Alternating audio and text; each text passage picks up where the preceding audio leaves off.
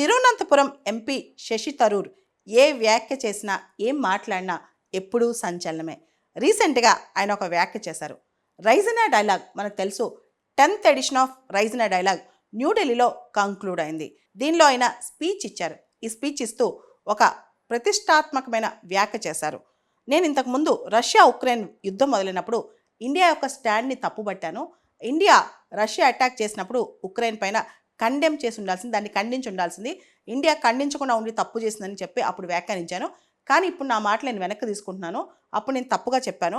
India stand చాలా correct, చాలా అద్భుతంగా ఇండియా రష్యా ఉక్రెయిన్ యుద్ధంలో ఒక స్టాండ్ తీసుకుందని చెప్పి శశి థరూర్ వ్యాఖ్యానించారు. నేను ఒక పార్టీ పర్స్పెక్టివ్లో, అంటే రాజకీయ పార్టీ పర్స్పెక్టివ్లో, రాజకీయ ఐడియాలజీ పర్స్పెక్టివ్లో మాట్లాడలేదు. నేను ఒక భారతీయుడిగా మాట్లాడుతున్నాను. ఏదైతే ఇండియా శాంతి తరపున నిల్చుందో అది చాలా కరెక్టు. అది ప్రధాని మోడీ గారికి మాత్రమే సాధ్యమైంది.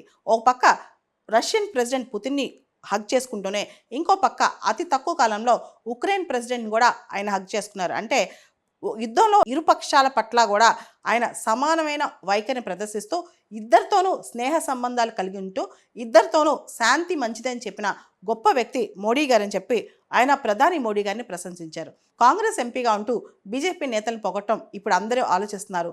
ఈయన ఒకవేళ బీజేపీ వైపు వెళ్ళిపోతున్నారని కూడా అంటున్నారనమాట.